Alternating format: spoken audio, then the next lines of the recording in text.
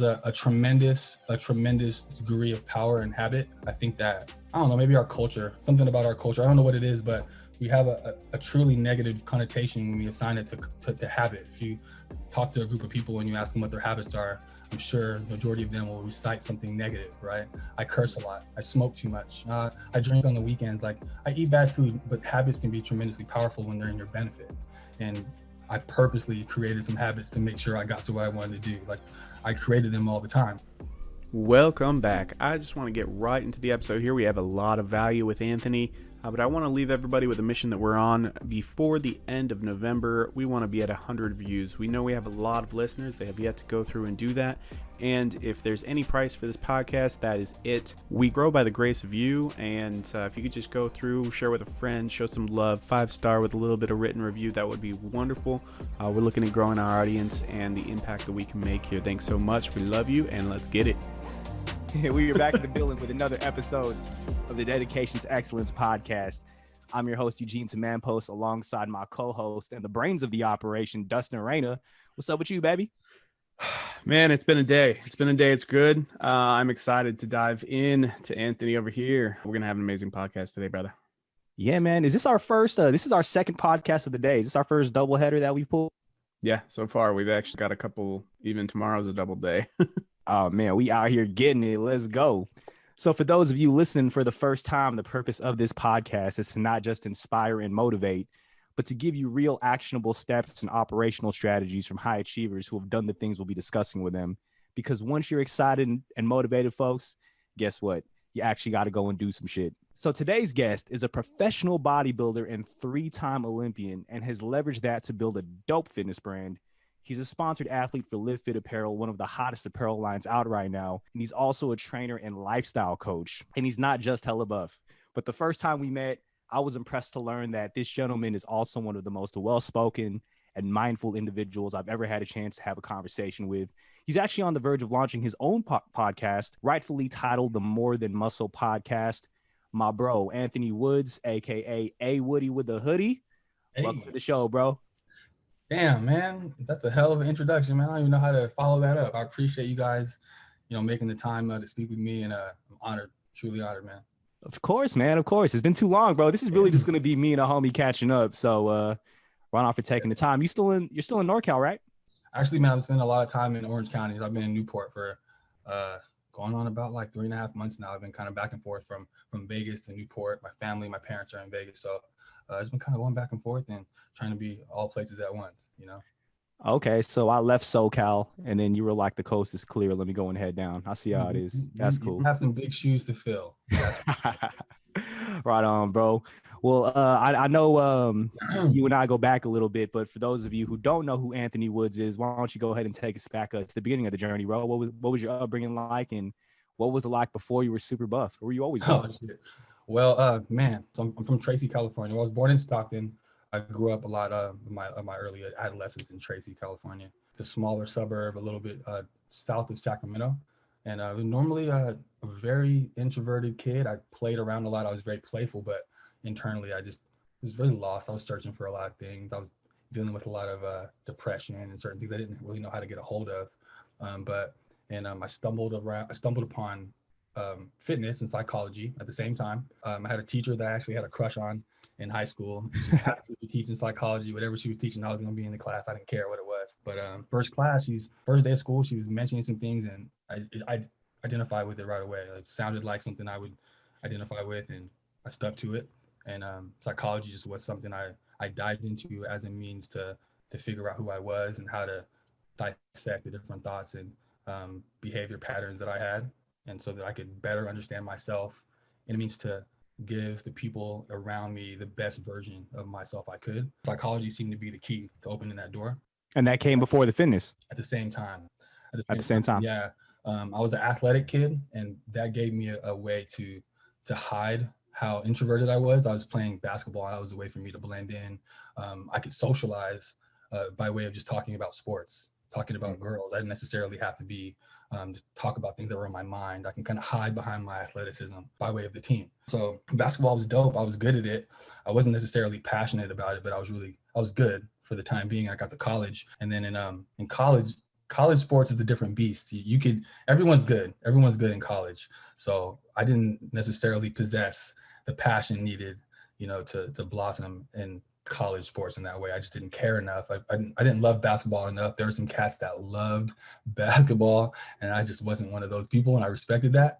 And so I just realized that when I was practicing with my team and training with my team, as soon as that was over, I'd be right at 24. I'd right at any gym I could get to, and I would train the way that I wanted to train.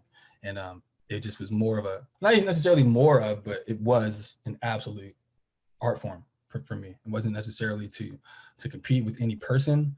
It was just a way of transferring a lot of the information that I know from nutrition and exercise by being an athlete, and then just understanding the nature of food and how you can use food as a fuel in a way to combine the two, to put clay where you want to put clay and reduce clay where you want to reduce clay, and create something that you want to create for yourself. And that was what I realized I could do with fitness and training, and identified a lot with comic books and the things I was learning as a kid and things I was really diving into. I could kind of look and try to create the guys that I liked and the guys that I saw in the books. And that's kind of what fitness was for me. That's awesome, bro. So you really got into fitness. Did you know immediately that it was going to be your career path, that it was going to be a profession for you, or was it just a hobby that, what did you think you were going to be doing long-term as opposed to what you ended up doing with your fitness journey? So first to answer your question, absolutely not. I had no idea that I still don't necessarily consider this a career. I'm having fun, man. I'm having a blast. It's hard for me to consider it that. I really didn't know. Growing up, I knew that I wanted to work with people, but I was extraordinarily introverted, and I didn't really understand how to bridge the gap in between the two. Human behavior, why people do what they do, human beings' thought patterns, belief systems, those types of things are extraordinarily intriguing. I watch people all the time. I study what people do and why. It's one of the reasons why I like interacting with people as a trainer and as, a fitness instructor and things like that. But I wasn't really sure. I wasn't sure what I wanted to do, but basketball was all I could think of until I got to college. That's all I was going to do. I didn't dive into drugs. I didn't really dive into anything at all. I didn't drink at all until I got to college. My first drink was at my college recruit, Jared Jungworth. If you ever hear this, I appreciate you. He gave me my first drink. He gave me a cocktail. He asked me, "You want a cocktail?" I was like, well, what is that exactly? Yeah, I didn't know exactly what it was, but I didn't know what I wanted to do. But basketball was all I could think about until I hit that wall. And I realized, like, these guys are serious about basketball, and I'm just here having a good time. Like, this is a different thing. You know what I'm saying? I respected that, but I wasn't sure. I really wasn't sure. Still not really sure, man. I'm having fun, to be honest. You're having fun, man, but you have turned it into something successful, bro. So at what point did you say to yourself, like, yo, I'm having fun, but this is actually turning into something that can sustain me as an adult to, put food on the table? Sure. So it was one of those transitions where you don't really know it's a transition until it's already over with. You guys ever had any of those where there's some kinds of those transitions where you put forth effort into forcing that transition to become reality, right? Like, I was posting something on Instagram today about people calling you delusional when you speak about some of the things you aspire to achieve until you actually put forth whatever is necessary to bring that delusion into a reality, right? There are those kinds of those goals, but this was kind of top down, where I didn't realize what took place until it was already over with, in a way. I like to describe it like there's people who like to swim, right? Let's picture there's a guy who just likes to swim. He jumps in, he wants to swim all the way across. He wants to get to Catalina Island or whatever he's trying to get to. He's swimming. He's not necessarily keeping track of his distance, his speed, how long he's holding his breath. He's just going because for the sake of the swim. Sure. For the sake of the stroke. That's it. He's not necessarily trying to get anywhere. He's just trying to go. And he ends up poking his head up, and he's at Catalina. That's kind of the way that this took place. I didn't necessarily keep any metrics. I didn't really keep track of anything I was trying to achieve. I was kind of just going and accepting, a lot of the, I like to say blessings, but accepting the opportunities that were coming my way because I felt I was at the right place, at the right time, around the right people, putting out the right energy. And then those things kind of came back. You know what I'm saying? So it sounds like you were just focused on being very present and at your best in the moment. And when you do that, you attract the right circumstances and opportunities. Yeah. Like, I wasn't that clairvoyant ahead of the time. Like, back then, like, I wish I was, but honestly, my father asked me a long time ago what I wanted to do when I was younger. I wasn't sure. And he told me, man, why don't you figure out what you would do for free? Like figure out what you would do for absolutely nothing, and then figure out a way to do that for the rest of your life. And I laughed at it. I wasn't quite sure what that meant. I was too young to necessarily get that. But yeah, I went through a ton of stages like everyone does. I was, got in a little bit of trouble. I had lots of different stages. But no matter what the stage I was in, no matter where I was in the country, no matter if I was incarcerated, if I was free, if I was in trouble, if I had money, if I had kids, no matter what was going on, this was one constant thing. I was always in the position to work out. And it wasn't even something I was doing on purpose. It was kind of like how you drive home from work every day, but you end up in your driveway, but you don't notice that you didn't hit anybody or run a red light or miss a turn signal. You didn't, like I was at the gym every day since I was 13. I didn't really notice I was at the gym every day since I was 13 until I got to 30 years old. You know what I'm saying? It's one of those things where I was just like, damn, I've gone like almost every day of my life since I was 12 and 13 years old. It's like that. It was like that. So you built the habit and let the habit carry you to where you are. I truly believe there's a tremendous degree of power in habit. I think that, I don't know, maybe our culture, something about our culture, I don't know what it is, but we have a truly negative connotation when we assign it to habit. If you talk to a group of people and you ask them what their habits are, I'm sure the majority of them will recite something negative, right? I curse a lot. I smoke too much. I drink on the weekends. Like I eat bad food, but habits can be tremendously powerful when they're in your benefit. And I purposely created some habits to make sure I got to what I wanted to do. Like I created them all the time. I have some friends that, have been behind bars for a period of time and I keep in contact with them. And I remember one of their first letters. It was very, very dark. It was very gloomy and depressing as we would imagine. But as these letters continue, seems like home. They're more and more comfortable, less and less tears on the page, less and less ink is running. And they've adapted, right? And so I use that analogy because human beings possess a tremendous ability to adapt to almost anything physically and also psychologically. We can adapt to trauma and make it normal. We can adapt to anything, right? So you can adapt to the things that would make us better. We can adapt to the things that would make us smarter. We can adapt to the processes that would make us a better parent. And so I think that most of us, if we do some of the work and we figure out some of those steps, we can implement those strategically and do so like almost inevitably. You know what I'm saying? Yes, sir. So what are some of those habits that you've adapted over the years that you've been consistent besides going to the gym every day since you were 12? I just started a new one. It's really important. I just started like meditating every day, like every single morning, journaling every day. Those types of things I think they're my way. I can't speak for anyone but myself, but I've noticed that I'm a giver. I didn't notice that until I met some people that kind of explained it to me in a different fashion, but I appreciate giving my energy to people that appreciate my energy.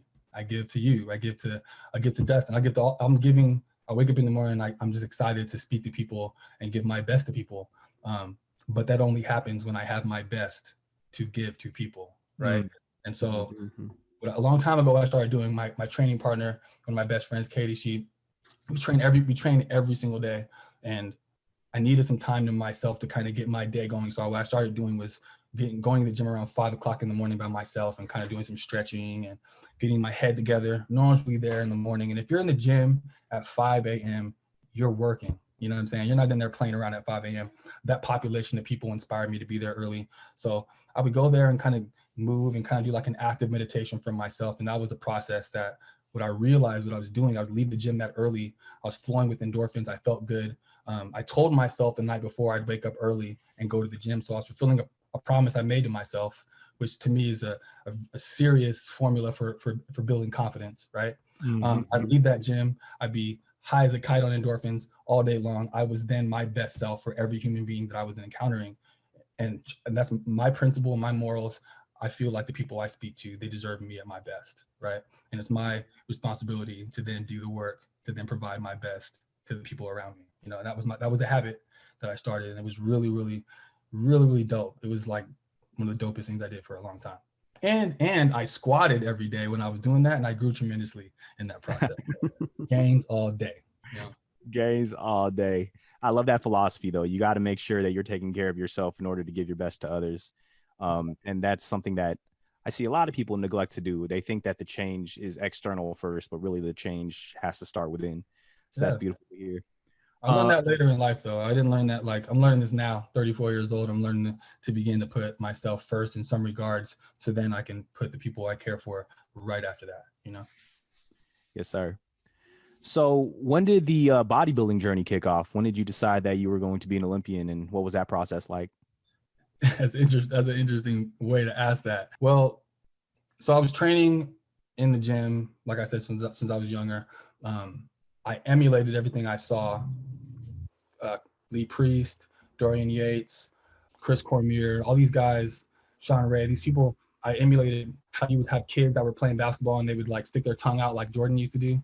That was me. I noticed, but yeah, these 80s babies know what's up. Like Jordan used to Jordan had a move. He stuck his tongue out, and you played basketball. You pretended like you were Jordan. You do that move. In that same fashion, I would like watch Sean Roden do a lat pull down, and I'd emulate the way he moved his elbows. I'd emulate the way he contracted. I'd watch. I think I watched Sean Ray. Sean Ray had one of the best videos I'd watch on YouTube. He would do a certain kind of lunge, and Kai Green had a certain way of doing a Jefferson squat. I would just emulate these people, and that was my way of kind of molding my craft. So I would go to the shows and emulate or watch the shows as just like an art form, watching the masters 45 and up guys come out, living their best life, 55, 65 years old. Those kinds of things inspired me. So I'd go to these shows and people would ask when I was going to compete again, when's your next show? And I'd never competed before. I had no interest in, and I had no intention of competing. I didn't want to. It wasn't something. So you were just there strictly as a fan of the sport. Oh, absolutely. Like I honestly was just there just to be inspired by the people that were doing the things that I'd like to do. They clearly exercises like I did. They do pull-ups. They do, lat raises and lat pull downs and things like that. So yeah, I was just go as a fan. And what's the story? Okay, it was the San Francisco show. Can't remember the year. I think it was 2016. And I was just going as a fan. I was talking to a buddy of mine named Omar Ventura, who happens to be one of the best coaches in the world. I was talking to him. He was trying to convince me that I should give it a shot. And actually what I did was I looked at the people on the stage and I looked at Omar and I was like, man, these guys on stage, they don't have children like I have. I had 2 sons at the time.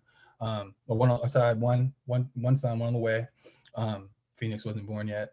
But these guys don't have the responsibilities that I have, and these guys don't have, the types of stresses that I have. And Omar Ventura, put his hand on my chest and was like, "Wait a minute, that guy right there is a firefighter. That guy right there has 2 sets of twins. This dude," he was going through, letting me know in a way, if you're gonna do it, you need to go ahead and do it. But you're making excuses, and that's not going to be acceptable. Was essentially what he was saying. So right then and there, I kind of sat back a little bit and I watched a buddy of mine named Armand, who won his overall. I didn't know him at the time, but he won this show. His brother was his coach. I met his brother, and we were off to the races after that. I met Ariel, his cuts on Instagram, yep. And we just started competing after that. He asked me when I wanted to start. I said, tomorrow. I said tomorrow, and we had a 22 week prep for my very first contest. And I won the entire show, which is all I wanted to do was just not get embarrassed. I remember being on the treadmill every single morning and just telling myself, dude, just don't get smoked. Just don't get smoked. Just don't get smoked. And I go up there and I'm tremendously grateful to win that show. I get off the stage and he goes, "What do you want to do next?" I said, "Man, whatever you want to do. What do you think?" He goes, "You ever been to Chicago?" "Never been to Chicago." And he goes, "Let's do it. Let's do junior nationals." And I think it's junior nationals or junior USA. Excuse me from which one it is. Pardon me from forgetting, but he goes, "Let's do it." I said, "When's that?" And he goes, "They got about 12 weeks. I'm like, "When do I start?" He goes, "Start tomorrow." So that day I started my next diet and we were on for another 12 weeks. And we did that for a year. I competed for an entire year, like back to back to back to back. And that's kind of going what I was saying, where I didn't necessarily know that I was going to compete for a year, but I was just having a good time. And we get off stage and he'd go, "Hey man, that was dope. What do you want to do next?" What's that process like, man? Because I've never trained prep for a show. Like mentally, physically, like what is that routine like? Because you're already in a routine of taking care of your mind and taking care of your body physically. Like what changed in the process? I was only in a process. I was only in a routine of working out and kind of doing what I saw, mimicking some things, but I didn't necessarily understand the method to the madness. I didn't understand the science behind it. Each contest preparation period is a bit different. Your body's in a different place. Your life's usually in a different place. But the first one is a very interesting process. I was freaking out. It's very hard to eat that amount of food. It's a ton of mind over matter. Is this what you want to do? And remembering why, you signed up for this. And for me, I get I cringe when I hear people complain about contest prep. I understand that it's hard. It's one of those things that's truly a difficult thing, but it's also an option. It's a choice. And for me, that was what set me apart. When people set my mind state apart from the depression of getting in the prep, because people get depressed from that. So someone would say, can you have this pizza? Instead of saying, I can't have that pizza, which would be a lie, because I could have the pizza. I'm an adult, I can eat whatever I want. I would just say, I'm choosing not to do that right now. I'm doing something that's more important than the pizza for now, right? And that was my way of kind of keeping my internal dialogue in check, of not telling myself what I can't do. Because I don't know a single human being that's an adult that likes to be told what they can't do. It just completely brings the behavior almost to a negative light. I can have what I want. I'm choosing right now to control what I'm putting in my face. So that's the way I talk about it to myself. So it sounds like you were so mentally strong, you kind of just coasted through prep, but I'm sure there was some moments where you were close to breaking and you had to talk yourself out of it. Can you walk us through some of those? Oh man, if I'm making it seem like it was a breeze, it was not a breeze. What I'm saying is allowing myself to know that it was a choice makes things easier. It's almost like getting a tattoo. Like a tattoo could almost be torturous if you didn't want it to happen, but if you wanted what's left over, you might sit 6 hours for that, right? There was a period where I can't remember if it was my first Olympia or my second. I want to say it was my second. There is a bodybuilder by the name of Kevin Levrone. And Kevin Levrone has been known for like kind of strange with his diet and going like nothing but fish for a long period of time, nothing but fish and fats. And I think that year, that Olympia, I think it was my 6th show that year.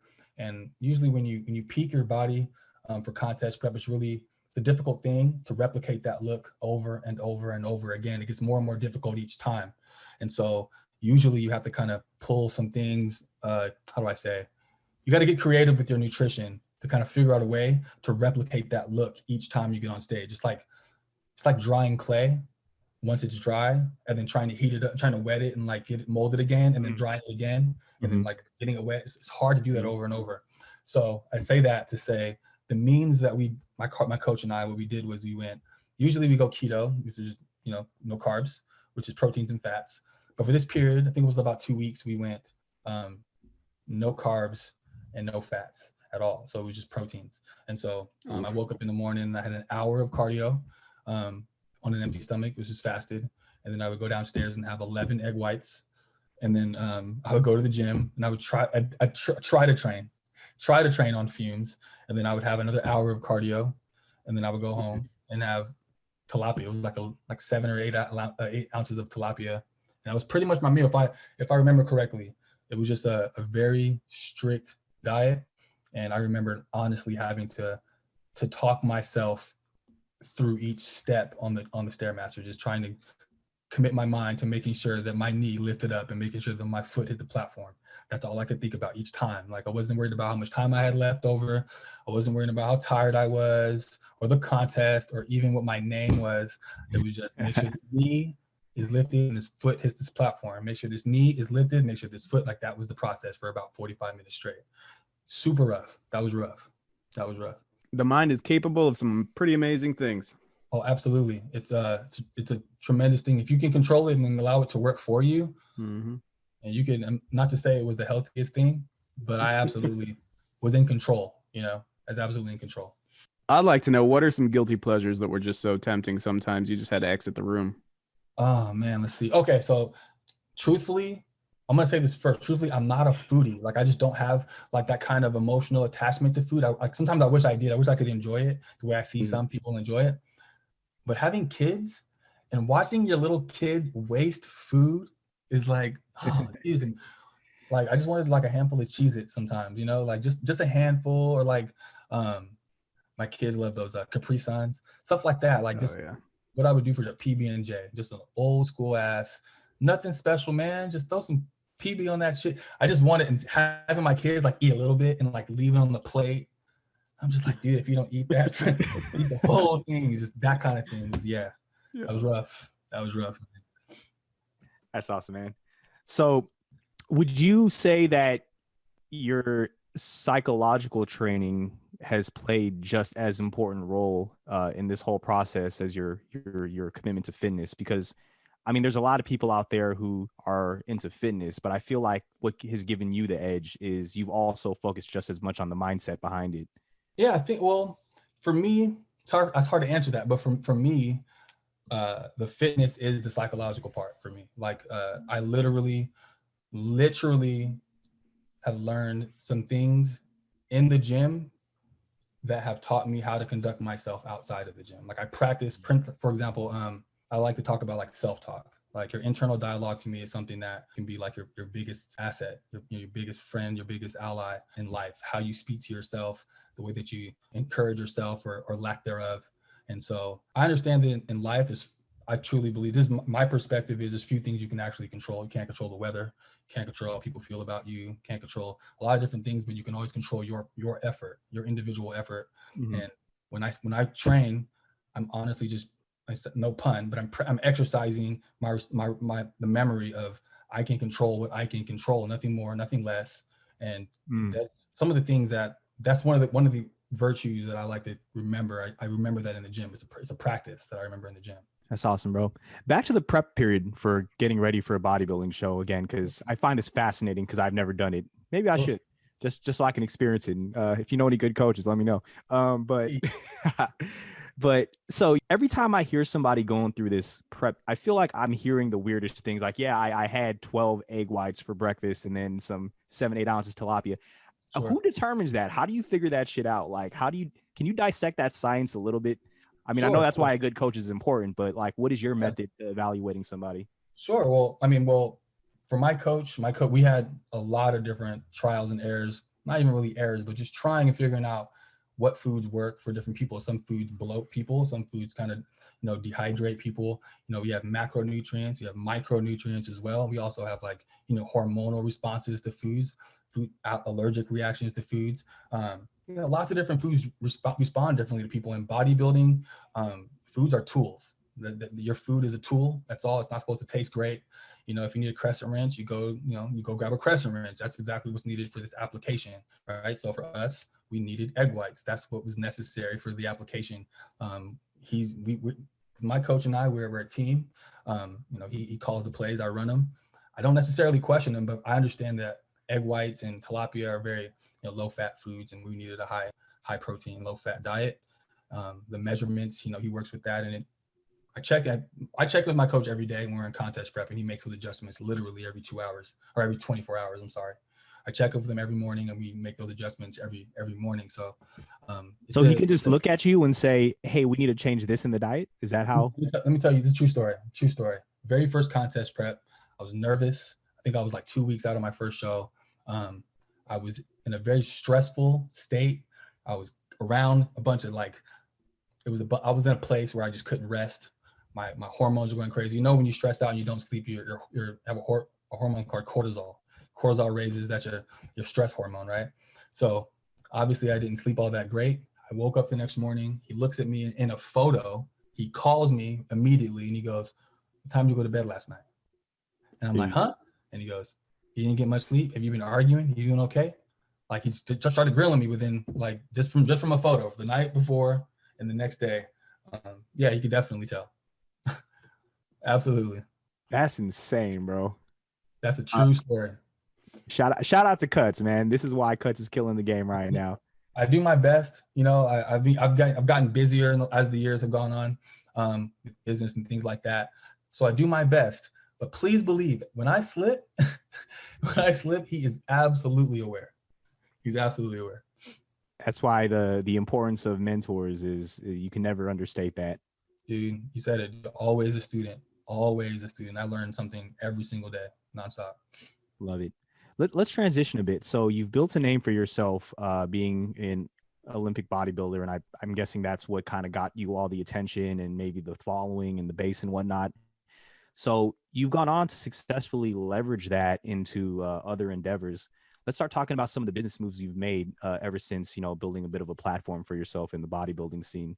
Like, how did the brand deals come to be, and just kind of talk us through some of those? Sure. It's a topic that like I love to discuss because it's one of the things I'm honestly kind of mesmerized myself. It wasn't anything that I orchestrated, which is what I always tell someone whenever someone asks me about those kinds of questions about business and brand deals and sponsorships and anything even regarding social media and anything speaking to any platform. Authenticity, just be yourself. Like if you're for my personal experience, I happen to just try my best to put out the best energy as possible and the best authentic energy as possible. And when you give that out, I feel like the right ears hear that, the right people come to that, and the right people are attracted to that. And anything that's fraudulent is very clearly fraudulent. And the people that recognize fraudulence, they see that, you know? Absolutely. So what was like one of the first opportunities that came to you that you took advantage of? So when I did my first contest, I kept a secret. A lot of reasons. I was super insecure. I was very nervous. But I also understood that this is like understanding people. When you tell someone something you want to do, you automatically invite, their opinion.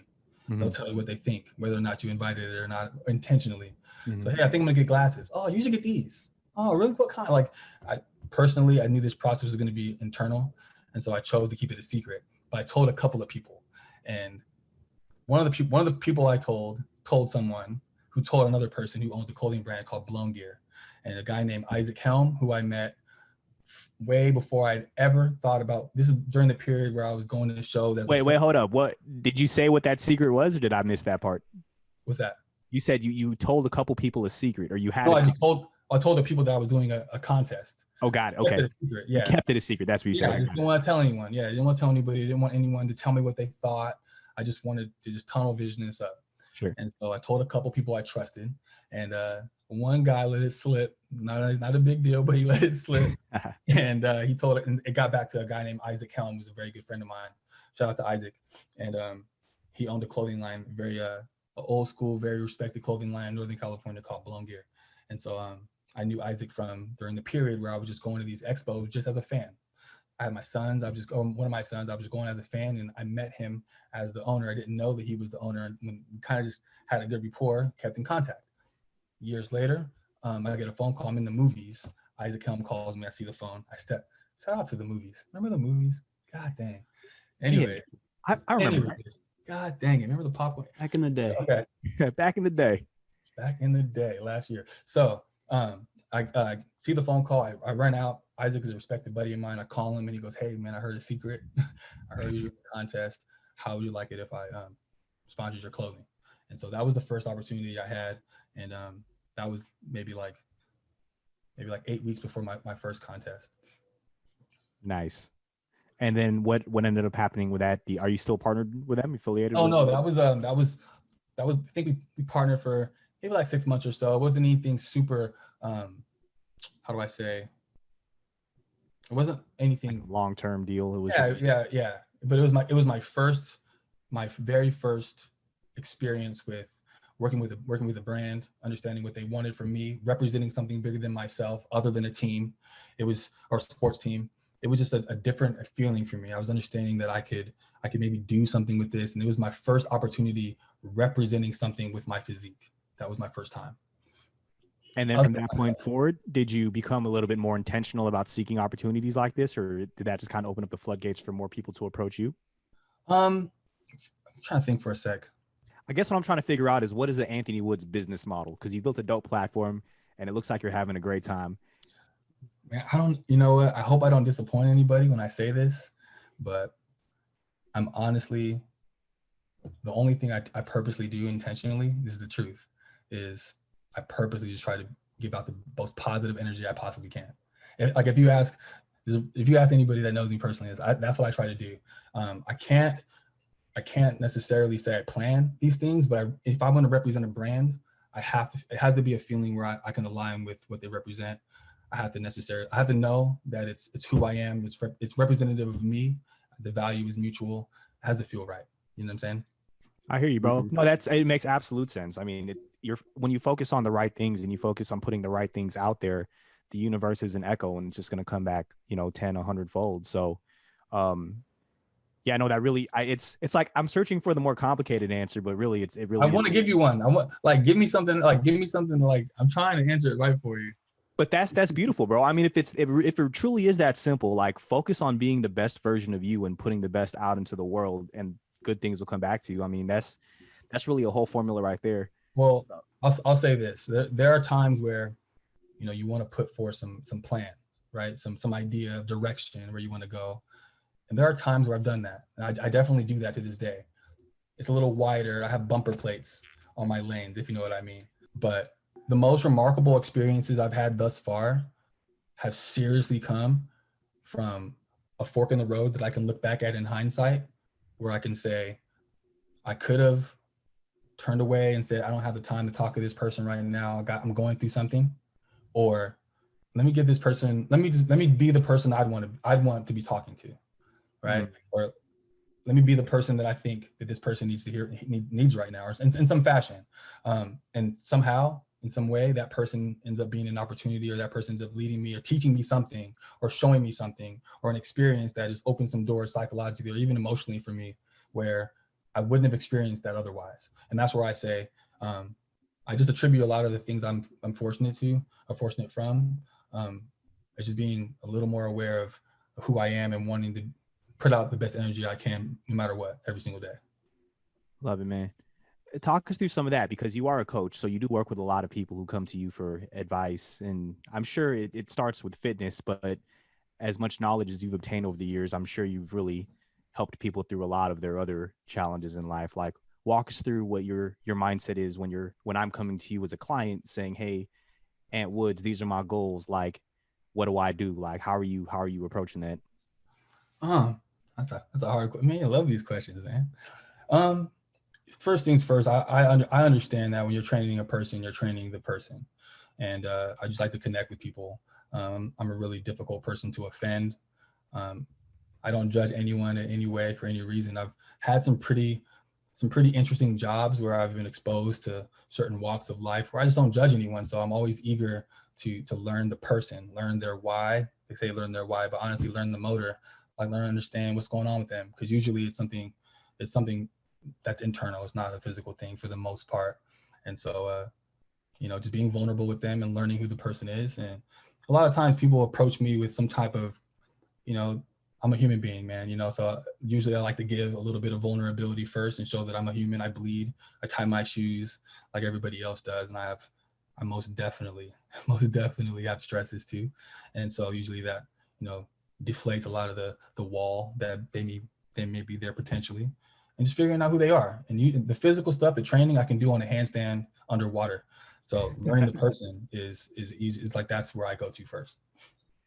Bro, I'm thinking back to when I was there when you were doing the your interview with EJ on the parables. Shout out to EJ. Oh, yeah. What's up, EJ?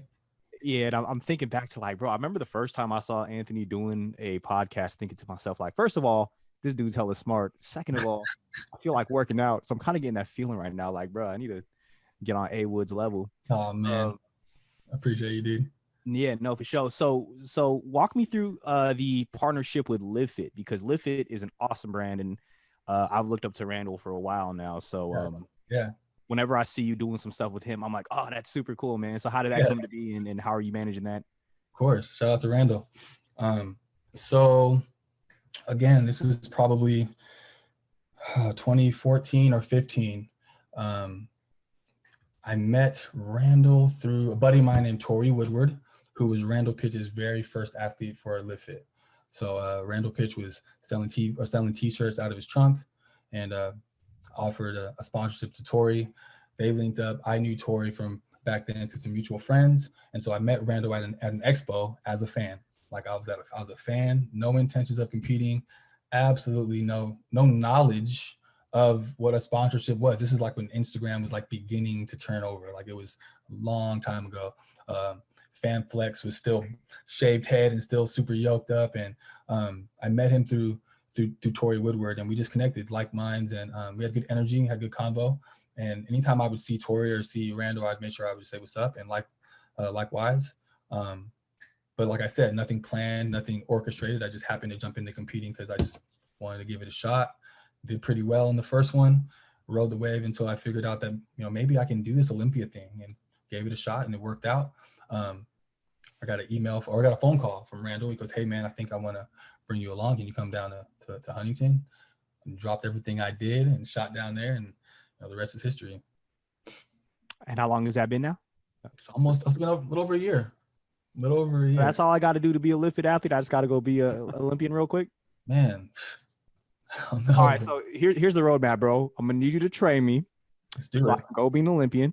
Let's do it. So I can get me a brand deal. And I'm going to run the A Woods play, and we going to get it popping. Hey man, this is the only thing I'll say. You just make sure it fulfills you. That's all. Anytime anybody approaches me with anything they want to do, I got a lot of people that say, "Hey, I want to be a doctor. I really want to be a cardiologist." I go, "Awesome. You like school, right?"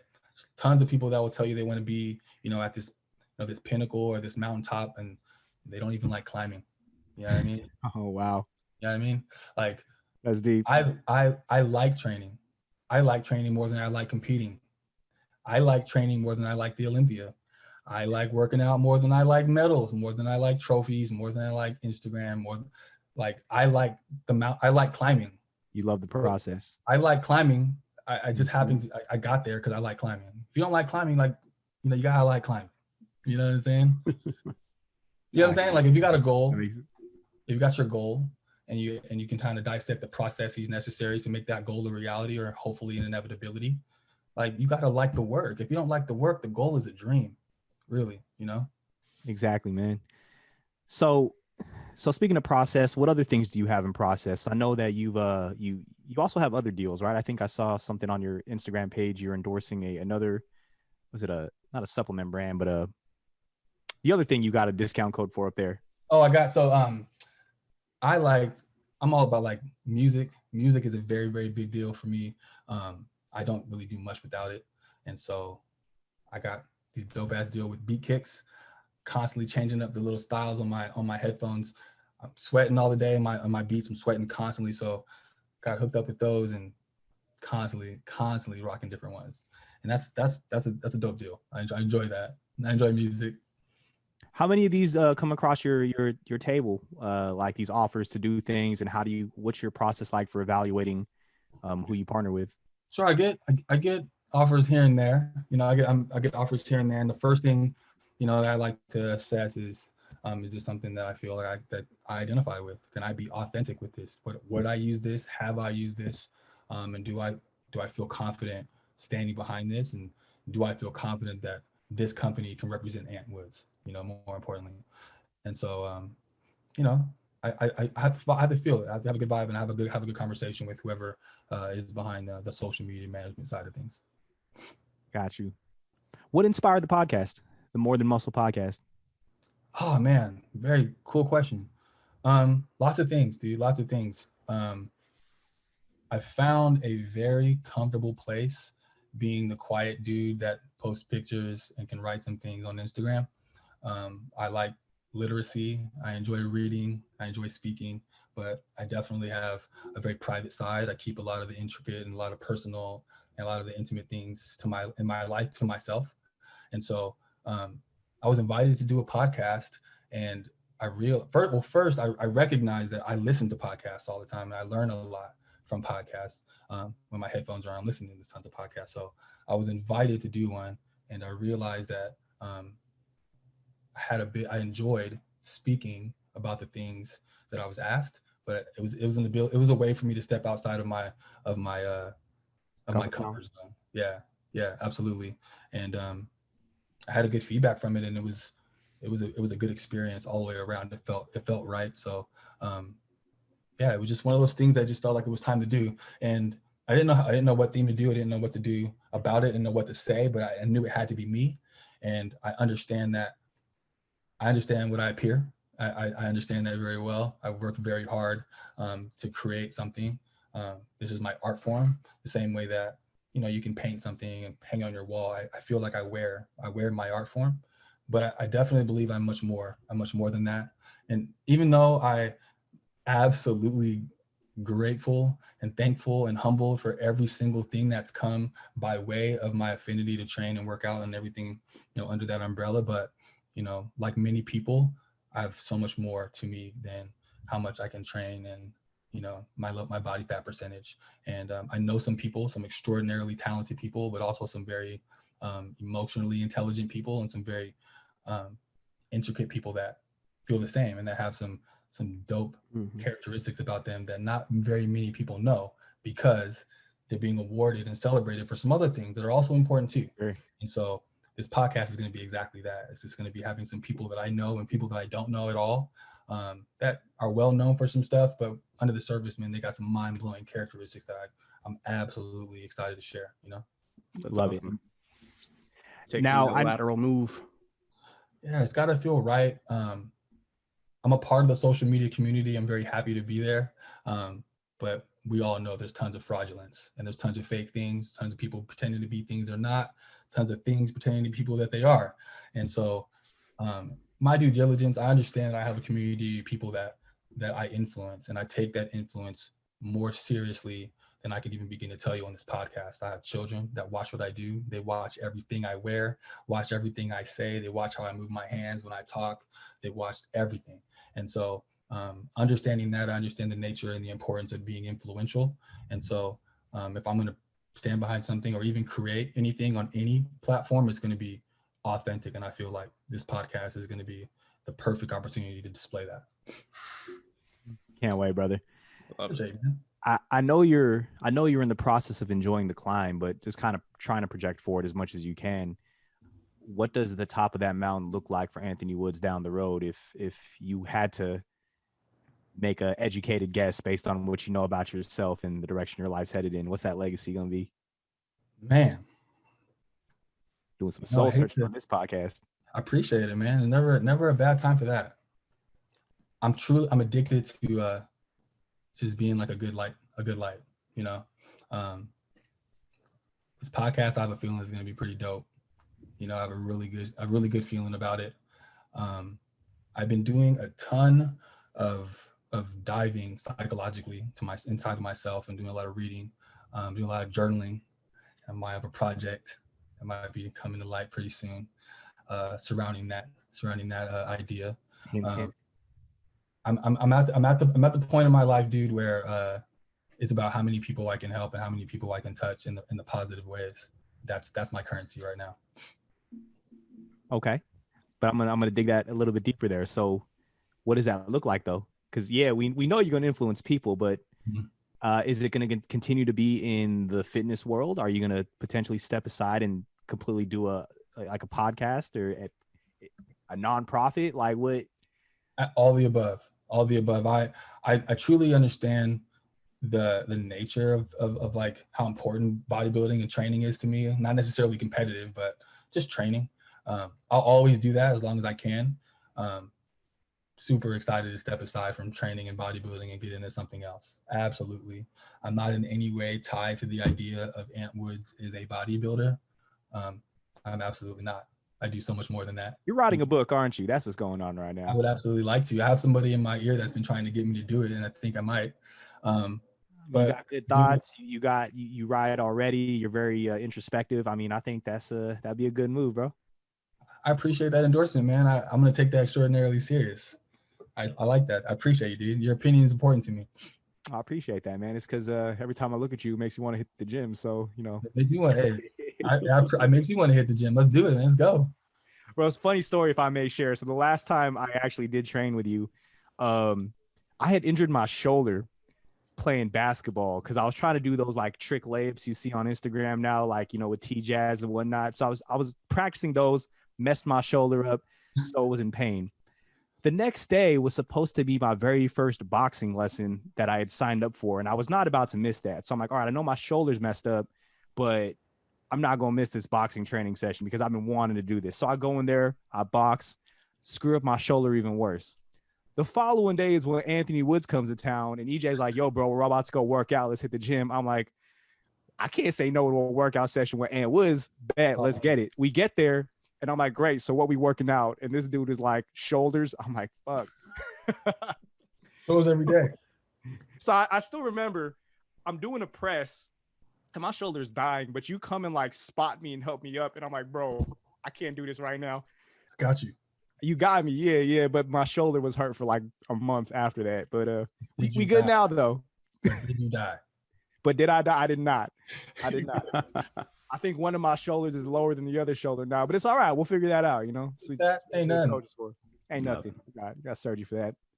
And Woods, bro, we are coming up on the hour here. This flew by, man. I mean, we definitely gonna have to get you back or hop on your pod, man, because it sounds like you got a good little project going there. But before we wrap up, we always like to hit you with a few rapid fire questions that Dustin always has prepared, and then we have our final question that we'll leave you with. So, you got those prepared. Is this a child-friendly show? I might slip and say a cuss word or something, man. I'm gonna give you a warning. Oh, you're good. We got the check mark in there. So going throughout this podcast, I'd say if I was to say one word that kind of defined you would be selfless. I mean, I think in almost everything that you do, you have an element of selflessness. Is you approach the other person, you always think of the other person across from you, and the experience that they're going to have. And I think that's resulted in a lot of your success and where you're at today. Could you form that, let's say, in a roadmap? Because that doesn't come naturally to a lot of people. It's a learned trait. It's in society. It's not something that's generally a norm. How do you help people become less selfish assholes? That's yeah. Oh no. There you go. I was kind of circling around that. I'll be honest with you. I had a job where I worked with people that were coming out of prison and getting out of jail, and I was the middleman in between them and their parole agent or their probation officer. And so I was meeting people that were kicking drugs and just did a stint in county, or a guy that thought he was going to do life and got on parole, and he's here and he's trying to figure out how to reacclimate himself. He's been locked up since 1991, everywhere in between. And so I met people that were convicted sex offenders, murderers, do everything you can think of, commercial robbery, car theft, everything. I got a chance to understand people, and I realized that I can't judge, because I started meeting people and getting to know who they were before I learned their offense and learned their charges. And I personally just have a difficult time judging someone, but I understand circumstance. So when I meet someone, I recognize that anybody could be going through something. Everybody's going through something right now. Everybody's dealing with something crazy right now, whether they have it on their face, whether they've got gold on, or whether they have a Lamborghini. Everybody's going through something. For me, that's what I remember. When my waitress slams my cup on my counter, or when the person behind me is honking at me in my car, I just remember, dude, everybody's going through something crazy. If I snap, like that's not going to make anything better for anyone. Everybody's going to, and I give everyone the benefit of the doubt. And that personally, not to say that it's always easy, but that's what kind of gets me going. I like it. I like that background. And then obviously, I mean, physique, and 3-time Olympian. I mean, you've killed it. You've trained probably countless individuals, either online or in person. Generally, I see a lot of people try and go full throttle and burn themselves out. I mean, what would be, let's say, somebody looking to either bring back their body that they once had, or improve on the body that they do have, so that they don't burn themselves out? What would be a kind of a starter to build that habit you would recommend? Well, first, depending on your goal, figure out what you like to do. The gym, lifting a dumbbell or pulling a piece of metal to your face by a cable isn't always the very best thing for everyone. And what some people used to do when they were in their 20s and in high school isn't always feasible and possible later on in life, right? So I would just say, before you even begin to move, just figure out what you enjoy, what you truly enjoy doing. You're far greater likely to do that more often. And then listen to your body. Humble yourself. Understand that. Yeah, Eugene. Yeah, humble yourself. Humble yourself. You're gonna feel great on the first day. On the third day, everybody knows, on that third day, reality sets in and your ass will feel it. So, like I said, just figure out what you truly enjoy. If it's jump rope, go jump rope. If it's rollerblading, Big Five's got them. Figure out what you want to do, what makes you happy, what you're going to be excited to go and do, and then go and do that. But also just humble yourself and take it easy. Awesome. One last, before we get to our final question, is I mean, you've taken a very, like, I get to a very positive outlook on almost every obstacle or everything that you've overcome. I feel. What are some obstacles that you've overcome to get to kind of where you are at today, to reach that, Olympia level, and also, let's say, because it is such a big part of where you're at today, your mental fortitude and where you're at mentally? Ooh, some of the obstacles? Yeah. Whew, geez, so many obstacles. Mentally, it's been understanding myself, and I say that in a really vague way, but I'll say recognizing what my voice is and separating my voice from the voices around me. If that makes any sense, Deep. it's Love a that. it's a really Mhm. serious obstacle. I'm still working through it. I'm working through it every day. It's one of the reasons why I journal and meditate. But as being an influencer, I think we're all influenced. We're constantly influenced by things. We're influenced by things since the day we're born. Our parents influence us, right? And so being completely open and vulnerable with you guys, I don't always have the best confidence. I don't always speak to myself in the best ways. I'm not always the best person up here. And so the obstacle for me is recognizing what needs to happen for me to separate the voices around me or the noise around me, the static, the traffic around me, and so I can hear who Anthony hear what Anthony wants to say and what's really best for Anthony and how to treat Anthony the best. And that's been a serious obstacle, but not one that's undoable, but not one unachievable. It's something that I had to make a priority. I take care of it first thing in the day, and it's something I consciously remind myself always. I love it.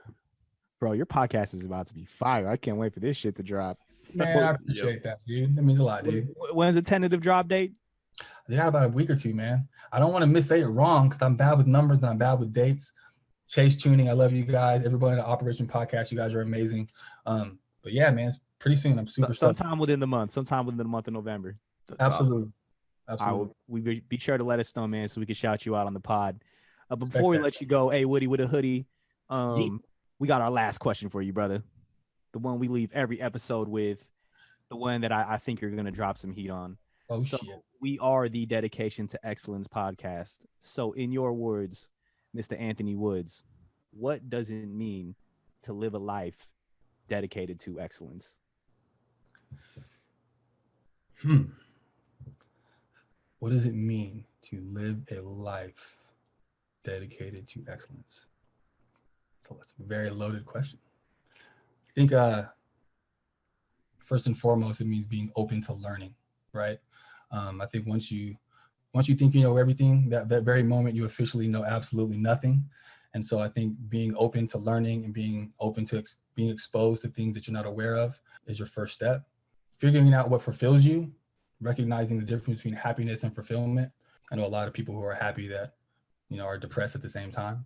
And so figuring out what fulfills you. I think an important thing is to figure out what the world around you needs. I think every human being is thirsty for purpose. I think the first step to understanding purpose is understanding what people around you are necessarily needing from you. Therefore, you can provide a purpose, your best self.